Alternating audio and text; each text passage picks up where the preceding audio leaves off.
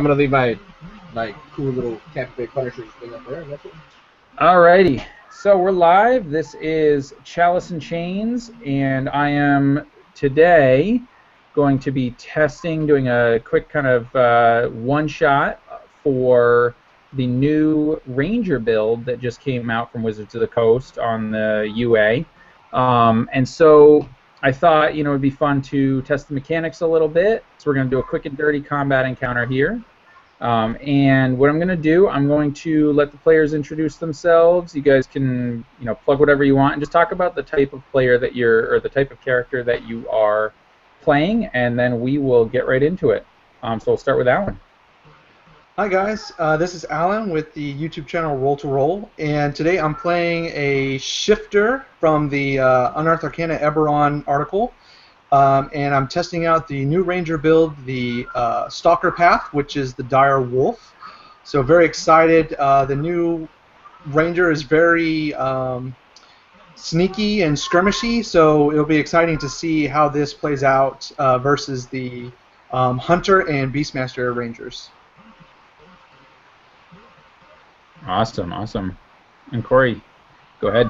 All right. Well, I'm the guy that got stuck playing the PHB guy. So, but it's cool. I'm very excited. I'm not playing a regular race. I'll be playing a hunter. Playing Warforged, which is kind of fun.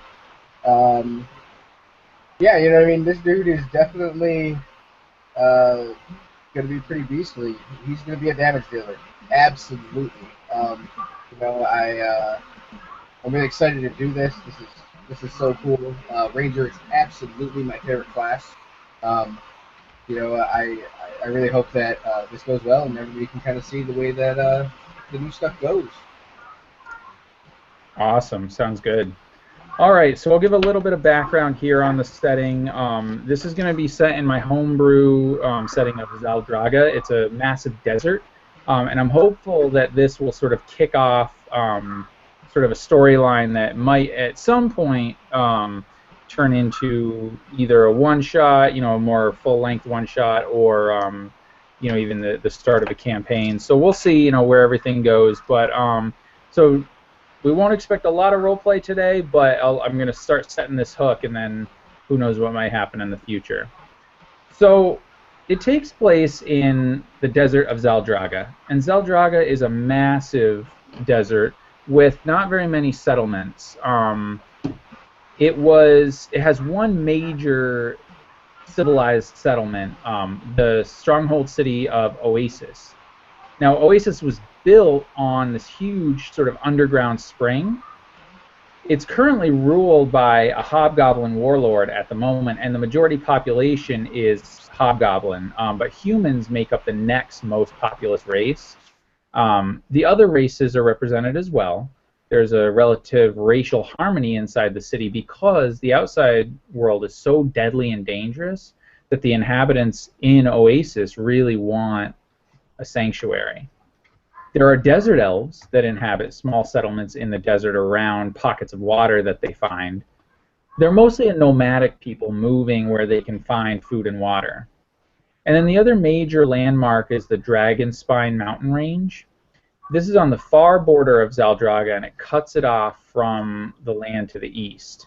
There, in the mountain range, there are Aarakocra and Goblinoid tribes that inhabit those mountains, as well as Drakes and Manticore. There are rumored to be other races in the mountains as well, but nobody really knows for sure because the mountains don't get very many travelers. And so there's also been rumors that the city of Oasis is running out of water.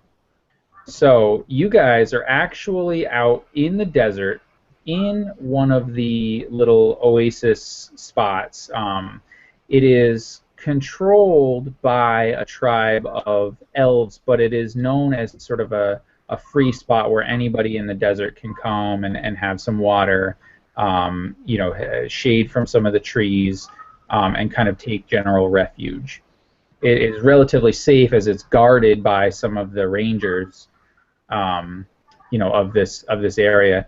And so as you're sitting there, the two of you guys, and you kind of look around, and there's a few other people here or there, you kind of catch a glimpse off in the distance, and as you look out over the sand, the bright orange sand, you see this solitary figure coming ever closer. And as it gets even closer, you start to make out that it's definitely a smaller, more lithe frame, and as it gets even closer, you can make out the form of an elven woman, or what you would appear to be an elven woman from the eyes. She's got a hood up, kind of covering her, from the elements, and she's definitely moving slow and stumbling. As she comes to the border of the oasis, you guys see that she's basically on her last leg. With her, she's carrying in one hand it looks like a parchment or something, or a series of parchment, and in her other hand, she's clutching a dagger. You can see that she's got a terrible wound on her torso, but it's got dried, caked blood with sand covered all over it. And as she enters the oasis, she kind of stumbles to her knees, kind of just gasping slightly. And she kind of crawls her way over to the pool and grabs a small drink of water. And then as she's taken her fill of water, she rolls over onto her back, and she kind of looks up at you guys, and she's trying to speak, but she can't seem to get up. And as you guys kind of stood up at this sight of this, this person, in this state, and you kind of, she kind of motions you over to come close, like she's trying to say something, but she can barely speak. And what do you guys do?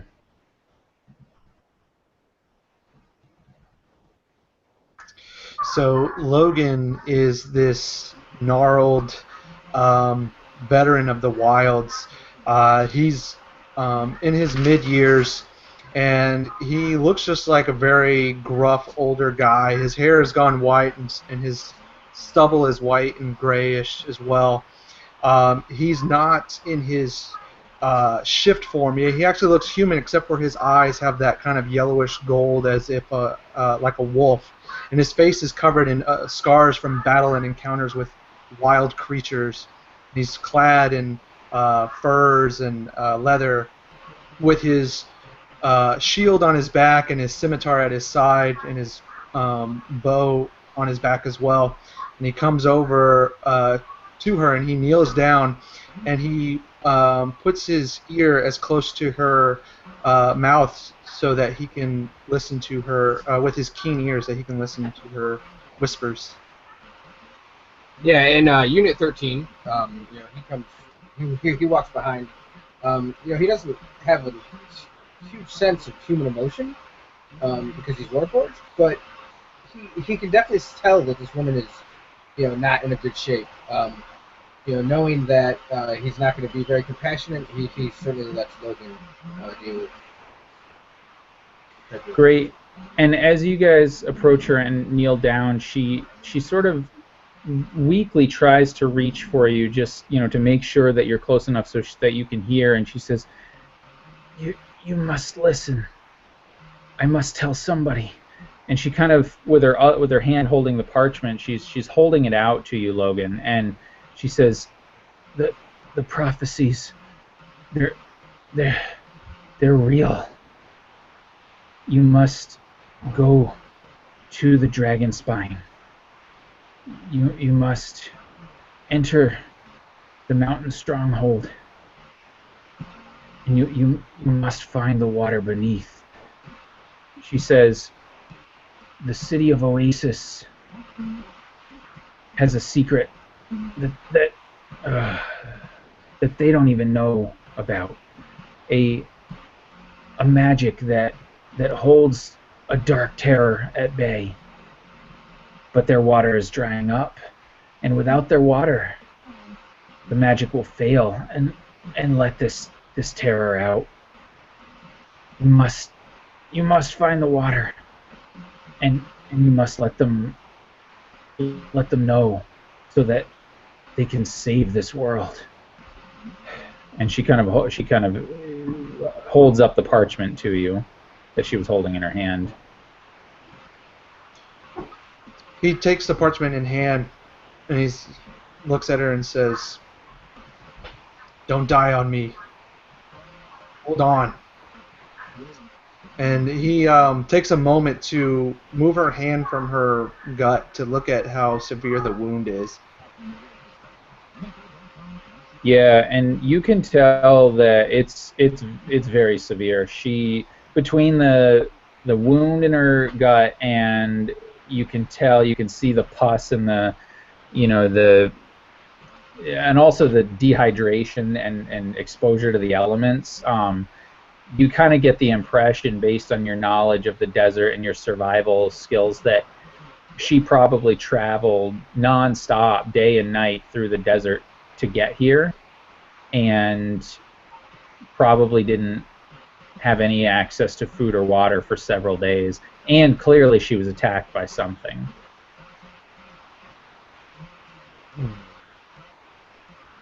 Okay. Well,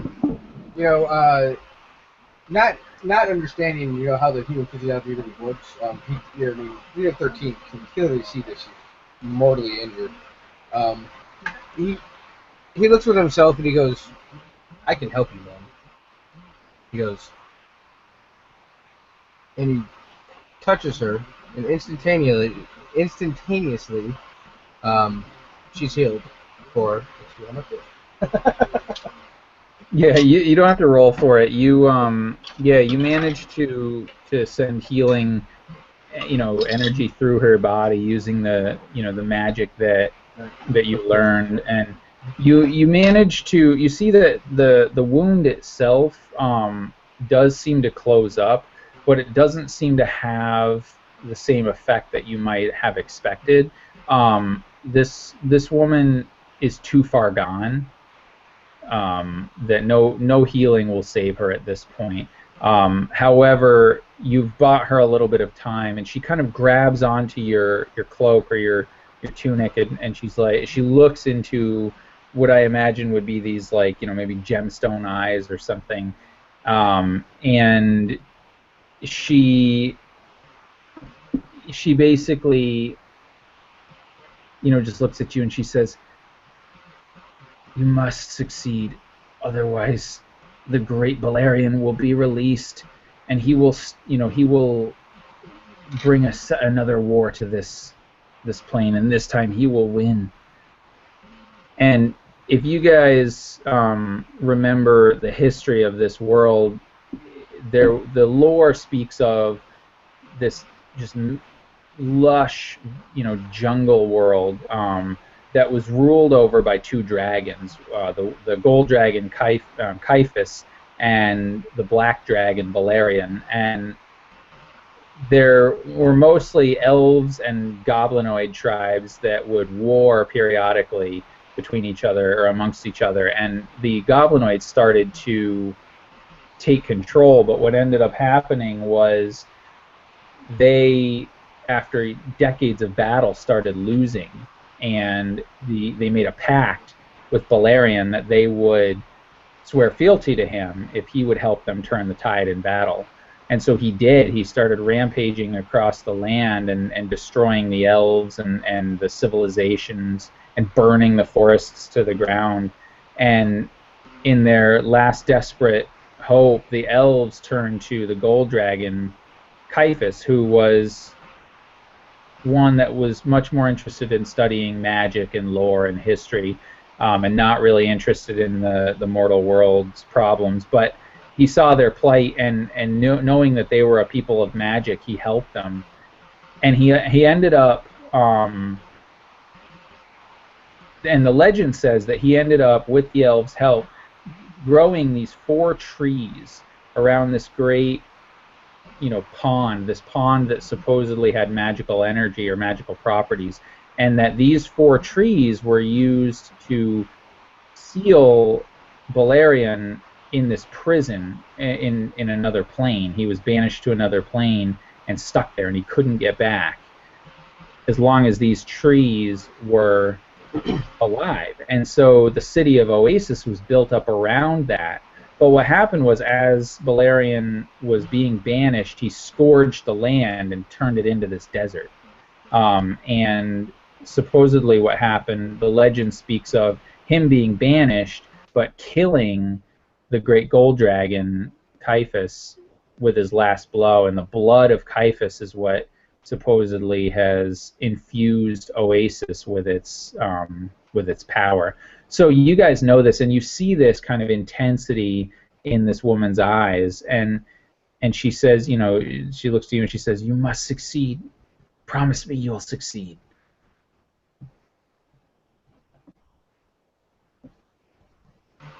I will certainly try, man. I will see what I can do for you.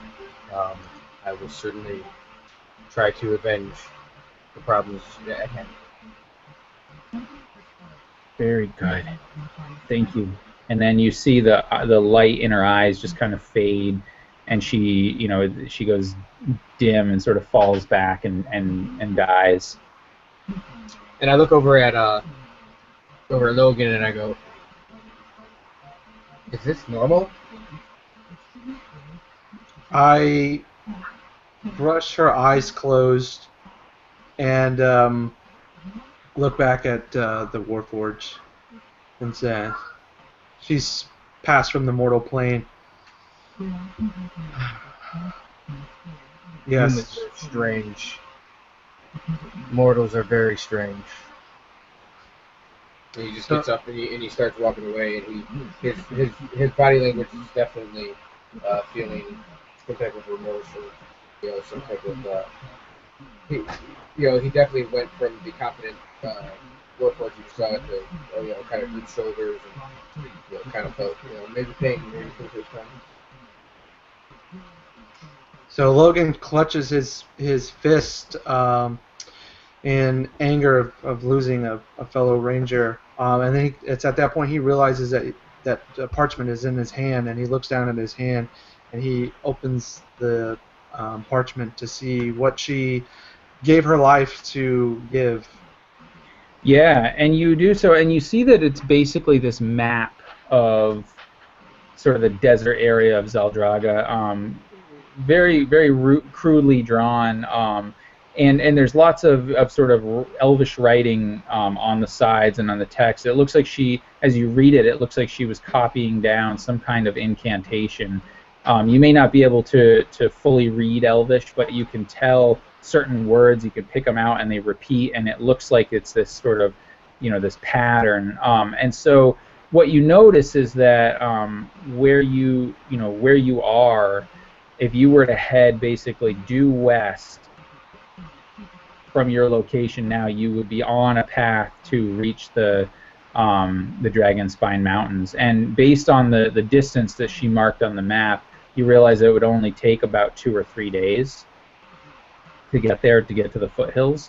But you will have to cross desert, which is dangerous and full of dunes and certain just nasty creatures that are usually inhabiting the world and roaming the land. So with that, I go over to the Warforged, and I look at him and I say, "If we are going to be brothers on this mission, I best introduce myself. Like, I'm Logan." And he just extends his forearm out to grasp your metal arm. And he looks at you almost strangely, not knowing what to do. He looks at you and he says, "I'm Unit 13. I am the 13th, created by my master. All of the rest are past. I'm the only one left, along with my master. Can I see the parchment?" And he looks at you and he says, "I mean you no disrespect, but I don't understand what you're doing." And he just kind of holds out the parchment and up towards to you. And I look at it and I go, his eyes kind of look like they kind of narrow slightly, and he goes, "I can read this. So he can read Elvish. I mean, he can speak and read Elvish. So what do I see? Yeah, and so you can see basically almost a recap of what I said earlier. She's written this prophecy, at least bits and pieces of it, talking about how the four trees are what are keeping Balerion in his prison, and that the rumor is that unless a new source to feed their magic is found, they will die, and as they die, his prison will weaken, and he'll be able to re-enter this plane. And it's rumored that if he re-enters this plane, he, in vengeance for his being trapped for thousands of years, he will destroy all life on this plane. And then you realize the map as well, pointing towards the Dragonspine Mountains, where supposedly the source of the cure, or the hope for salvation lies. Right, and okay, so I look at that and I go, it's very similar to what you already knew, but I'm going to tell you, if this guy gets released, this world will end. Then let us not waste time. It's like, you best pack several days' water. It's a long trek. And then he kind of looks at you like... And 13 just giggles. Water? Do you think I need water? I have not dealt with many of your kind. Do you need to eat or drink? I never have in my life. I've seen the humanoids eat and drink, and it never has done much to me. I could get a magical benefit from something I consume, but I've never seen any type of difference in anything else. But I agree. We should act with haste. It sounds as if this prophecy doesn't have much time left. All right. And so as you guys head out into the desert, yeah, you pack, Logan, you pack enough water and food for about 2 or 3 days. You head out into the desert, into the sands, and the wind is blowing, and and it's just devastatingly hot, and you kind of put the little hood up to protect yourself from the sun, and you guys head off. And so you probably travel for maybe 4 or 5 hours into the desert, and you're in an area, and it's slow travel because the distance actually from the oasis to the mountains is not that far, miles-wise, but it's difficult terrain because you're constantly going over these huge dunes and in these almost little like valleys, and there's large rock formations and all this stuff, so it's very difficult terrain. And you guys, you kind of start to get this sense that something isn't right, something is out there. And if you guys can, I want you guys to both make either a survival or a perception check for me. I'm definitely going to run perception, please.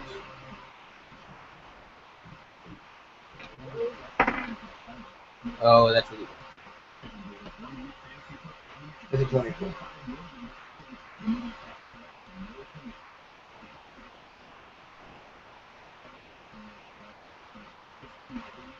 That's a 10. All right.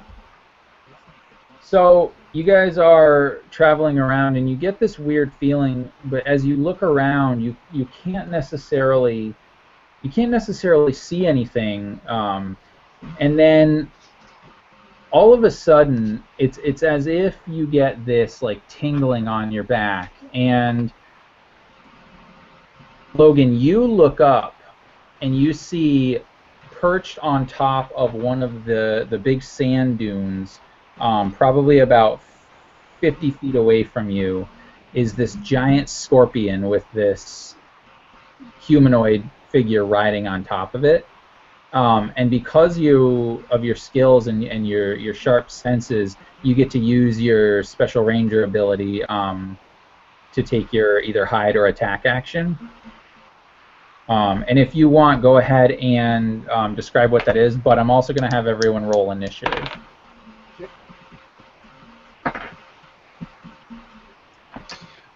So the new ranger ability called Ambuscade allows the ranger to basically, as long as they're not surprised, they can act before normal initiative, and it's not a surprise round. It's like their own special turn.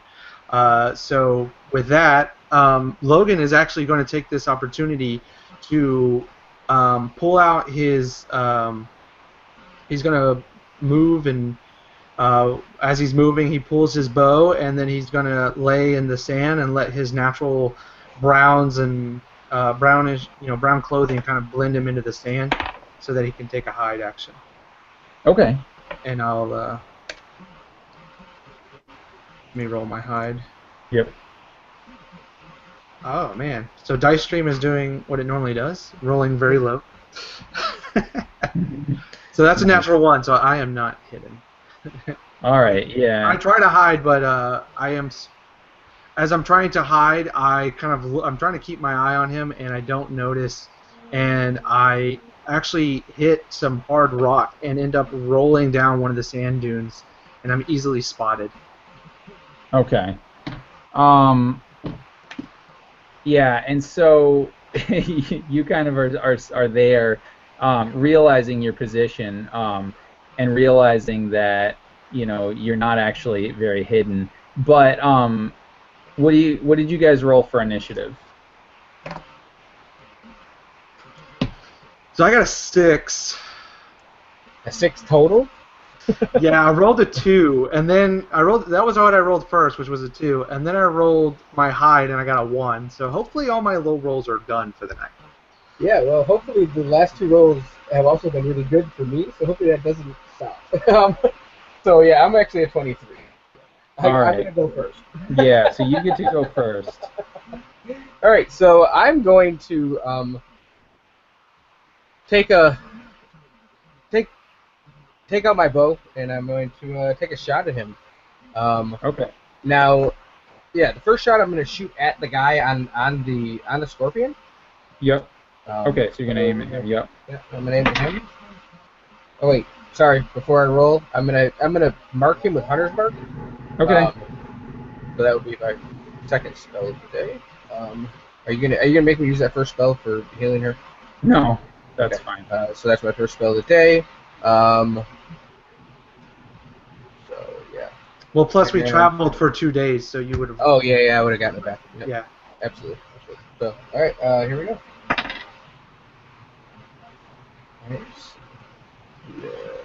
All right, 17.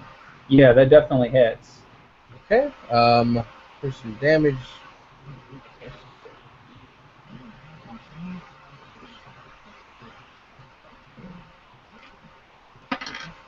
Right, 5 and 6, 11 damage in that first shot. All right, and you can actually manage. You can tell me how you kill the warrior that was riding on top of the scorpion here. So I take a really good shot, and I can see him really good. I've been fitted with some really good optical sensors and so on and so forth, and I take a really good shot. I pull back real good, and I let go, and I feel the arrow just beautifully come right off the bow, and it goes through. And because my vision's so good, I can actually see the wobble that the bow that an arrow really does, and as it's wobbling, it's going across, and it hits him right in the forehead, and the dude just drops. Nice. And then for my second attack, I'm going to shoot at his scorpion as well. Okay. That's what it does there. That is definitely going to hit. That's a 25. Okay. So let's see if I can drop his buddy as well. Not. Well, yeah, that's only 7 damage. But seeing that. Oh no. Well, shoot. That's too bad. I was going to say, seeing that it was within 5 feet of the first person I shot, I could shoot it again, but then I shot him, so now I can't use one. Yeah, no. Yeah, you already killed him. Yeah. Oh, did I kill the scorpion as well? Or No. Just the guy riding on him. No, Okay. this is a huge scorpion, so this guy's tough. Yeah. No, awesome. And so you end up kind of burying this arrow kind of right in like a little weak spot in its carapace, and you hear the scorpion give out this like it's almost like a shriek or almost like a yell if it was possible to do so, and you see it come skittering down the mountain, right at you, but you realize that Logan is actually in the way between you and this creature, and it's going to use its move action.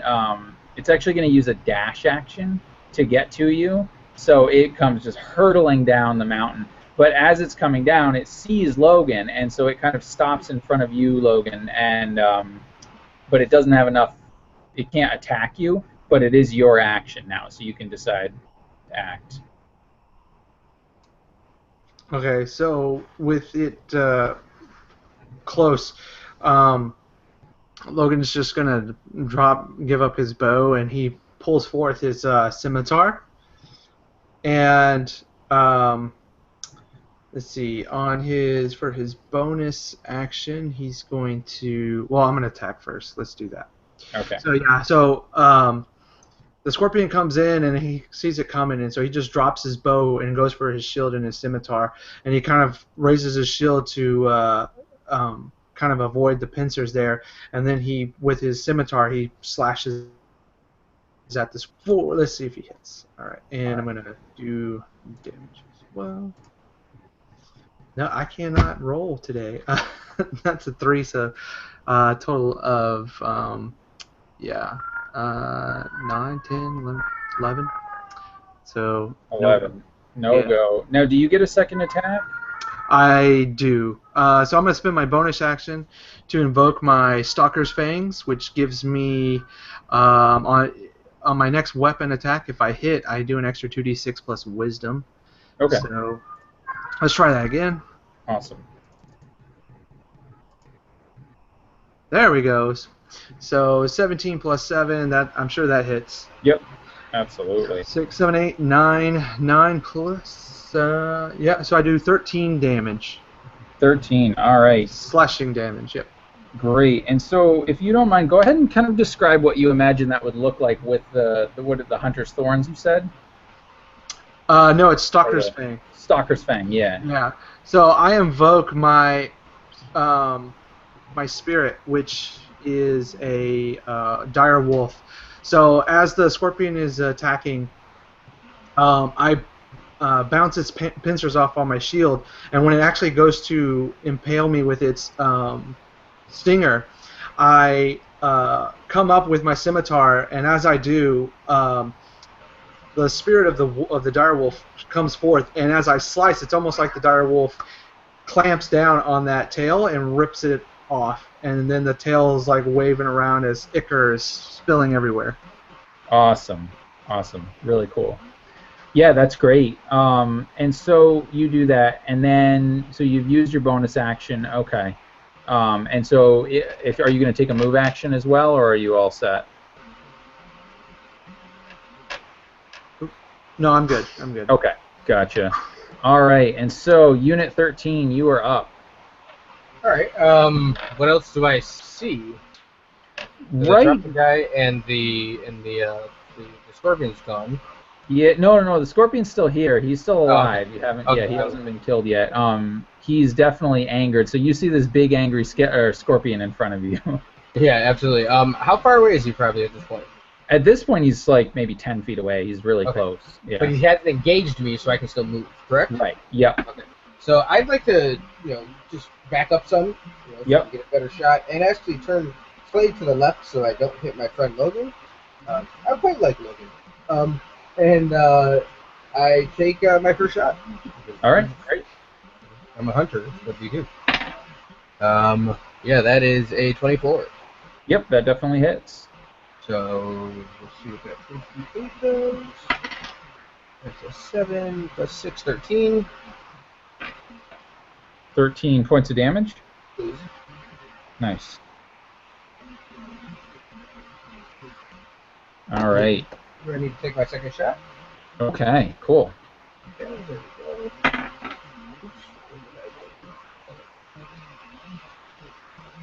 Of course, this die just slid under my monitor and I gotta find it. Sorry about that. And sorry, what did you say the second attack was? No, my die went under my monitor, so give me just 1 second. Oh, okay. Yeah, no worries. There it is. That is a 14. Okay. That you fire with your second shot, and it seems to bounce off the carapace of this monster. The monster lets out this sort of terrible roar at you as you've angered it, and also hurt it. And at this point, you kind of catch a glimpse out of the corner of your eye, some movement up above you from kind of off to the side, and as you look up, you see another scorpion kind of up on, up on like a hill kind of above you, off to your left a little bit. And so I believe now we get to go to the scorpion. So the scorpion is actually going to attack Logan. And this guy is going to first attack you with his 2 pincers. Now, let's see. Logan, what's your armor class? 17. Oh, 17? Okay.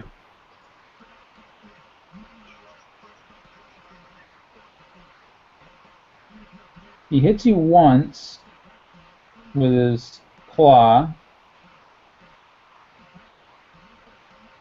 dealing 6 points of damage, and I need you to go ahead and make a acrobatics roll, DC 12, to avoid being grappled.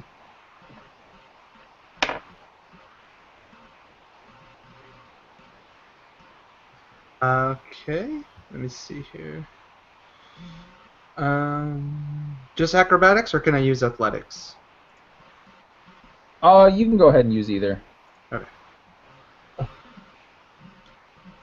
Well, yeah.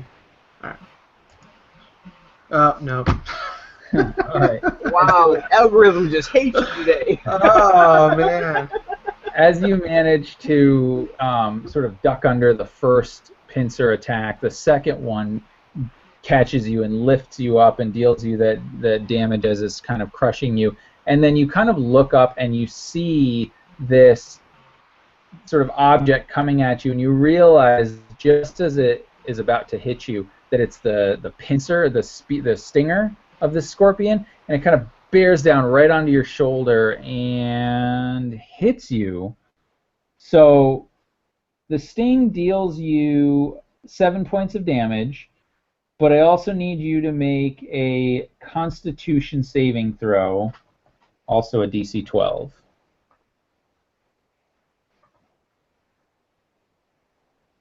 Let's see if my luck holds.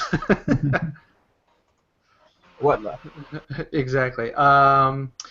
So I got exactly 12. Okay, so you succeeded. So you take 11 points of damage as you feel this poison from the stinger just coursing into your body, and you're still grappled in this thing's grip, but it has taken its action, and so it will stay where it is. And Logan, you can now attempt to do whatever you think you can do to either get out of its grip or just attack it. It's also fairly injured at this point, so. All right. Well, I think the first thing I'm going to do is I'm going to use my bonus action, and I'm going to shift as I am just kind of in the heat of battle. So Logan's eyes become more bestial, and tufts of fur around the sides of his face kind of grow a little bit longer, and his nails extend to claws, and he actually has fangs, and the tips of his ears become kind of pointy, and he kind of looks like the Wolfman esque. And so he just kind of bellows out a roar, and he takes his scimitar and he just starts trying to like stab on the on the pincer there. All right, yeah. So as I shift, I get temp HP equal to my level plus my con, which is going to be 6. Temp 6. And now I will roll my attack. So Great. roll 2 attacks. And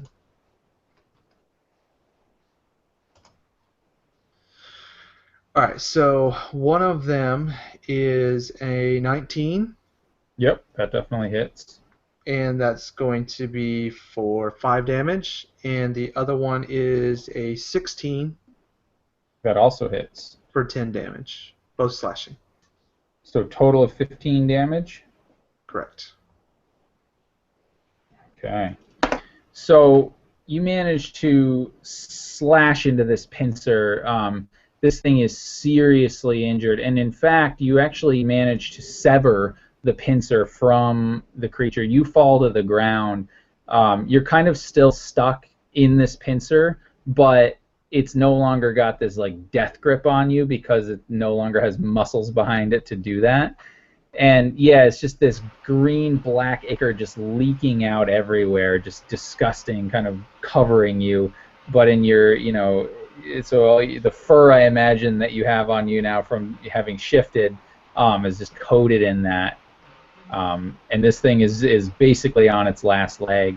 And you notice as all of this stuff is coming down that there is another scorpion up on the hill.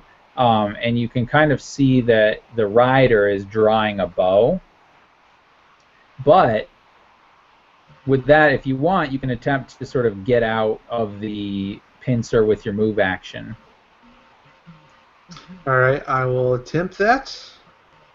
And I got a 16. Yeah, that's fine. You managed to kind of get out of this huge pincer as it, you kind of extract yourself from it. Yeah, push it open, the claw, and then just kind of roll out of it. And I kind of hunker next to the fallen. It's not dead yet, huh? No, almost okay. Though, but not yet. So yeah, I kind of roll out of it and just kind of like hold my shield up as best I can, trying to protect myself from both the scorpion and potential arrow that may be coming my way. Nice. All right, great. And so yeah, as you do that, Unit 13, you see that Logan has just basically, had been held up in the air, stabbed by this stinger, but has managed to basically cut himself free. And what would you like to do? All right. I am going to, because the first gentleman died and I'm still in the same combat, I can take my hunter's mark from that guy and put it on somebody else for free. I'm going to put it on the scorpion that is up on the hill, that you can see afar. And I'm going to take my last shot. Well, I'm going to take my first shot at the scorpion that's still over near Logan. All right. So here we go with that. Man, this guy is really awesome tonight. It's a lot, like 26. Yeah, you hit. So you don't even have to roll for damage. Just go ahead and describe how you kill it. Okay, so I take my shot. I see it's badly injured, and I aim right for a good spot that I know is good, like right below, like maybe if a serpent had a neck, right near the neck region, and I shoot my arrow. It goes right in between, like you said, one of the carapaces again, and it makes an awful noise that I knew it passed, and I let out a good yell. I always like it when I kill something, and I point up at the guy up in the hill, and I take my next shot, and I first aim at the rider. Is he close enough? How close is he to us? Yeah, he would be within range, I would say, for your longbow. Yeah. Yeah, if he's within 150 yards, we're good. So. Yeah. All right, so yeah, I'm gonna hit him again. Unfortunately, I want to miss, but yeah, it was another 26. Oh yeah, you hit. Yeah, I hit 16 again. I haven't rolled below 15 yet tonight. Okay. It's weird. And that damage is 13. So I'm assuming I dropped that dude. Yeah, you do. You managed to kill him as well. And it's the same exact thing. You know, I saw that the weak point on the first rider was definitely the head. I shot right for his head. He drops like a bad habit. Nice. And as you see that, you see him fall off of the, kind of off his perch or off his saddle or whatever, and he falls into the sand, and this little poof of sand kind of pops up around him.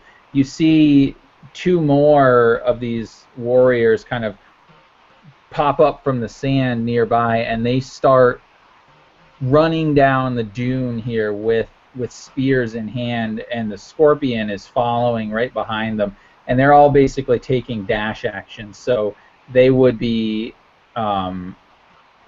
basically engage you at the end of or at the beginning of their next turn. Okay. So we're gonna stay in the same initiative order. Right. So actually, I have one more action. Yeah, that's fine. But I'm just saying we're staying. Yeah, go ahead. Yeah. So I can invoke Hordebreaker at this point because I'm assuming that the gentleman I just killed fell within 5 feet of the mount he was on. Yes. Or, you know what I mean? So I'm going to take a shot at that. Yep, of the scorpion. Yeah, no problem. Oh, and I finally missed, I think. A 15. No, a 15 hits. Oh, shoot. So he's got Hunter's Mark on him and that. So it would be a D8, so a 4 plus 6, 10, plus an extra D6. And that's going to be a 15 damage. 15 damage, okay. Nice. All right, awesome. So yeah, you deal him 15 points of damage as your arrow, right into a soft spot between his sort of, chitinous kind of armor plating. These guys run down, the dunes. The warriors are making just these savage war cries. And you realize that these are actually, they look like sort of goblinoid type creatures. They have, a greenish skin, a greenish grayish skin, very fierce. They look like a savage version of the hobgoblins that kind of rule the city of Oasis. And so they take their action basically to get to you. So Logan, you can now act. Okay, so they're not near me yet. They will. They basically will be. Yeah. I mean, they've taken their action. They will be entering your melee range basically at the beginning of their turn. Okay. So I will. So first Logan sits there and he kind of like inhales deeply. Wait, is that scorpion that was near me? Is it alive or is it dead now? No, the first one is dead. Okay. So yeah, Logan actually takes in a deep breath. And he lets out a howl, and as he lets out this howl, Unit 13 can recognize this howl as he's probably memorized animal callings. It's a wolf howl of the hunt, and as he howls out, this ethereal dire wolf starts to form out of the ether. At first, it's like light blue spirit. And then it actually starts to manifest, and it grows fur and muscle, and it stands almost as tall as Logan does, and it's black like night, and its eyes glow yellow, and it stands beside Logan, and Logan looks at at his dire wolf companion, and they both just kind of nod as if they understand each other bestially, and Logan with his scimitar motions forward as they both. I'm going to take my action my first action instead of attacking because they're not close enough. So I'm going to dash up to them, and then I will take my extra attack and then attack.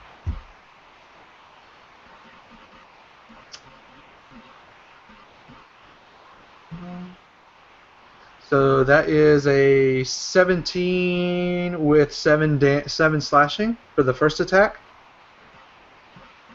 And then my dire wolf gets its own action and acts immediately after mine, and it will attack.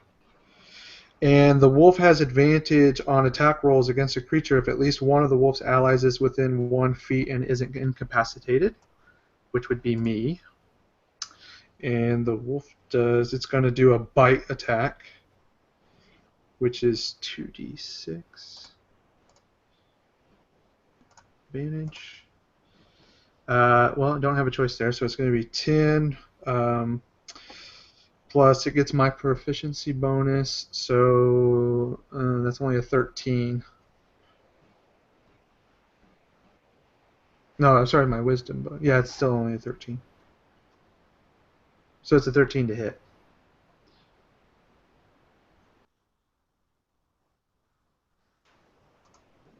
I'm not sure if. Oh, I think he. Yeah, Yeah, looks like he froze up. Yeah, I froze up there for a minute. Can you guys hear me? Yeah, I can hear you. Oh, good. All right. So what was the total damage? I kind of missed everything that went on there. Oh, yeah. So my total, or the wolf's. Oh, I'm sorry. Did you catch my first attack? You did, I think.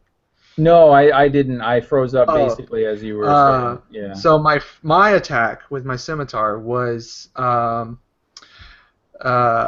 think it was like 17 or 19 to hit, and it was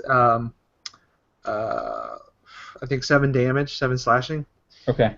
And then my dire wolf's attack is 13. I don't know if that hits or not. Against the scorpion, no, it would not hit. No, this is it scorpions that popped up or other Well, guys? there's a scorpion and there were two warriors. So. Okay, I'm attacking the warriors. Then yes, that would hit. Okay, so the dire wolf's attack is going to be 5, 6, 7, and then what is it? What is that? Oh, strength. 8, 9, 10. So 10 piercing damage as it bites down on one of these warriors. All right, awesome. And so that warrior goes down with this spirit animal sort of biting on it, and what he's just like, he goes down and this thing is on him and he's trying to fend it off, and he's just like almost dead, but he's managing to sort of cling to life here. And you also damage the scorpion as well with your scimitar attack, kind of slashing through its, cutting a big gash into its sort of natural armor. You can see the blood kind of oozing out here, but they are not dead. And then the other warrior is still fully functional.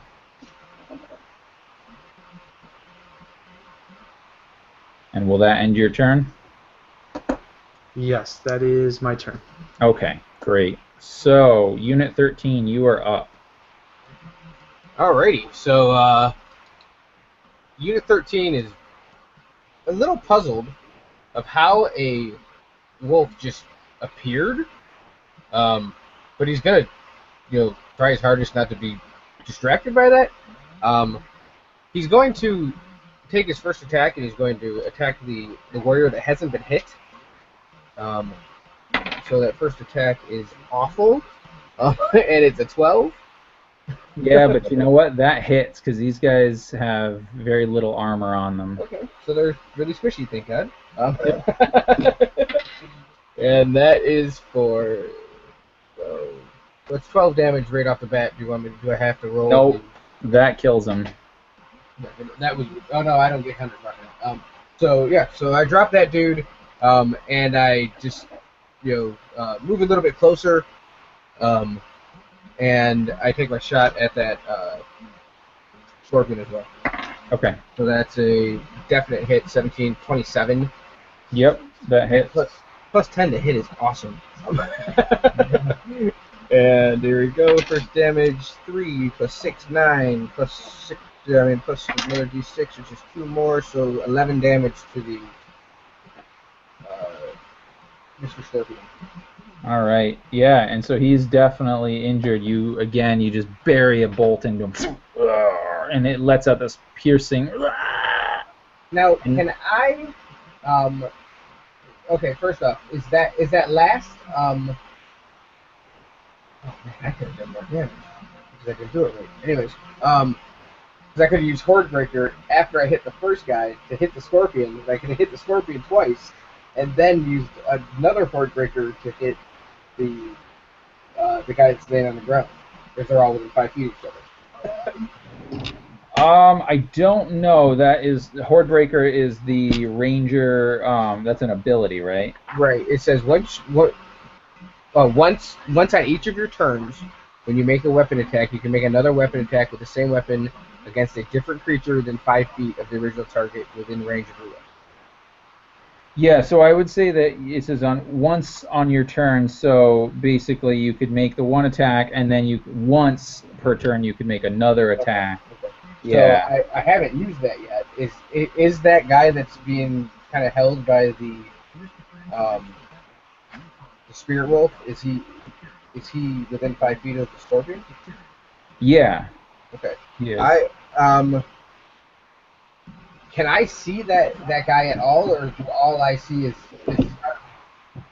Yeah, I mean, you could. Well, yeah, you could see him because he's got this big sort of spirit animal like perched on top of him. But yeah, you could definitely see him. Okay. Yeah, I mean, I'd like to try to take a shot at him.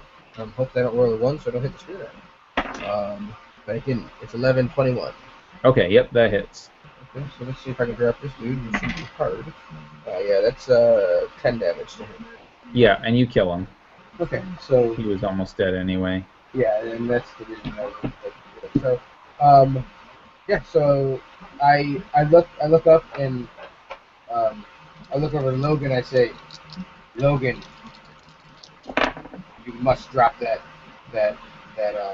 scorpion. And do we see anybody else? Can I roll a perception to see if I see anybody else? Or Yes. Would that be more Yeah. of an investigation? No, go ahead and roll. Yeah, go ahead and roll perception. That's fine. Okay. I want to see Can Logan make that perception check as well? Sure. All right. While I'm shifted, I get advantage on wisdom checks. Okay. Yep. So that is a 16. Yeah. I too got a 16. All right. You guys see no other creatures around right now. No signs of any other warriors or any other scorpions or anything like that. So at this point, it is the scorpion's turn. And Unit 13, what's your armor class? 18. Okay. So he hits you with a pincer, as he kind of and tries to grab onto you. And I need you to make either a athletics or a acrobatics check, or what are they? Is that what it is in this one? Yeah. Acrobatics or athletics. Yeah. To avoid being grappled. That is a 18. Okay, so you avoid being grappled, and you also take 7 points of damage from his stinger, but I also need you to make a DC 12 Constitution saving throw. I have immunity to poison conditions, sleep effects, paralysis, and disease. Okay, then you don't take any poison damage as he slashes into you or pierces into you for 7 points of damage with his stinger, and that is his action. The advantages of being a warforged. Yeah, right. I'm not human, so Yeah. Yeah, exactly. So there you go. And so he I just needed to check something really quick. Okay. Yep. And so Unit 13, you are up. All right, so we're gonna shoot at that dude one more time. All right. Oh, that's a nat 20. First one. Okay. Nice. So, how do you do yours? So you can go ahead and roll whatever your normal damage is, add your modifier, your standard modifier, and then double that. And then double that? Okay. Yep. So it's 5, 11, so 22. Now, do I double Hunter's Mark, or do I get that? No. Nope, the Hunter's Mark would just be the regular. And, that didn't give me much more, so 23 damage. Great, I got that one. All right, and you managed to drop the scorpion. As I expected. Yep. And I shot this one and I see it looking at me and it looks as if it just wants to attack. And I was very unhappy about being grabbed. I'm not very comfortable with human touch or any touch in general. Um, and I just rear back and I take an amazing shot and I hit him dead in one of his eyes and it just flopped right over on its back and starts basically doing like the swim dance, on the ground, and it expired really quickly. Awesome, awesome, cool. Yeah, and so you do that, and as you kind of kill him, and he falls to the ground, and makes this, sort of big crash. You look around, and Logan, you look down at sort of the map on your hand because you see something out of the corner of your eye, and you can kind of see almost like the script that she was writing in is starting to glow, with this sort of faint orangey yellow light. But you don't get this ominous feeling from it. You get this feel of sort of accomplishment, and you guys realize, or you get this sense that that the path to the Dragon Spine Mountain would be clear and free of danger. And so what I'm going to do, I'm actually going to end it there, because I feel like that was a good test of sort of the combat mechanic and getting to use some skills.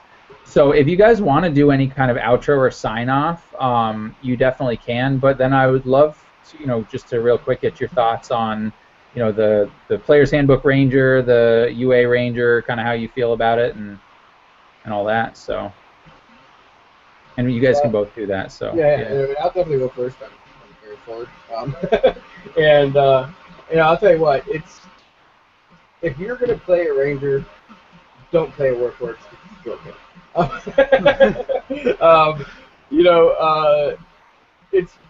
This was really, really cool. It was neat to see how that other variant works. I think Alan played it fantastic. I'm glad I didn't use dice stream. Yeah. I'll tell you, anybody that watches this, I don't play to win. If I tell you what the real role is. If that's what it is, that's what it is. I look great tonight. It is what it is, and Sam, thank you so much for having this. Everybody, check out Chalice and Chains. Both me and Alan were in his Disney one shot. We had a really good time with that. That might be something for you guys to check out as well. So, I wish I had a channel. I don't have one yet. Kind of working on it, type of thing. But definitely, one shot group, Copper Jackals. Any way that you can keep in gaming, keep doing it, guys, because this is the best pastime, and that escape from reality is just awesome. Cool, man. Thanks. No problem, Sam. Thank you. Yeah. So I'll just say again, I said this to Sam earlier before we started, but Sam, thank you again for putting this together last minute. Sorry, you guys, if I didn't do the UA Ranger justice with rolling several ones tonight. But if you want to, I did do a review of the UA Ranger. You can check that out on my channel. Let me know what you think about the class and if you think it's overpowered or just right. Wizards of the Coast said that this was not replacing the Player's Handbook Ranger builds at all. If anything, it would be an addition to. If everybody felt that this was the right path, then they would test it up to 20. I think it's a great alternative to what's already in the Player's Handbook. I like what I see there. I'd love to continue to play test this more. I think it definitely needs a deeper dive, and I'd be happy to do that with you guys next time. I had a great time, and I look forward to the next session, Sam. Awesome. Thank you. Well, yeah, and since one of you is playing a Warforged and the other one's playing a Shifter, we might have to figure out if we can do an Eberron playtest with these characters, because I think that'd be fun. Absolutely. For sure, yeah. Let's get some more UA playtesting with the Waterborne adventures and the Psionics, and just do a full, Eberron playtest. Nice, yeah. I'm really looking to do Psionics. That looks really cool. So if you want to do Eberron, I'm down for that. Cool. All right, awesome. Well, yeah, this so you know, it was a quick one shot, just testing the mechanics here. So I thought it went well. I have to say, even though you did run a bunch of or roll a bunch of ones or low rolls, I really liked the use of the mechanics. I don't feel like the Ranger was this Ranger build is overpowered. Just based on this playtest. I mean, we'll have to see it more, but I definitely, you know, I think the Hunter Ranger from the player's handbook, you know, definitely can be a combat machine. And so, you know, that's really encouraging. And I think for anybody out there who really just sort of had a strange feeling about the player's handbook Ranger, you know, starting in 3rd edition and going up through and just not really feeling like it had that Ranger feel that you wanted. I personally feel like this playtest version does that. I really like this version, so I'm definitely going to continue to play that, and I think hopefully I'd like to see where they go with it from here. Hopefully they'll get enough good feedback that they can develop a few more levels. But yeah, I think we definitely should take another look at this at some point and see if we can, like you said, Alan, do maybe a Kalishtar Mystic, from the UA stuff, and maybe do some stuff in Eberron. So yeah, very cool. I'm just sorry you guys didn't actually get to see 2 of the new major features of the class, the Ambuscade and the Skirmisher Stealth. Unfortunately, I rolled a 1, so I didn't get to hide, which kind of those 2 features really work off of hiding. Yep. And coming out of stealth and making your one advantage attack on your target, and then going into hiding again. So sorry guys that you didn't see that. Hopefully next time. Awesome. But when that does happen, that's going to be amazing. Because basically you're a rogue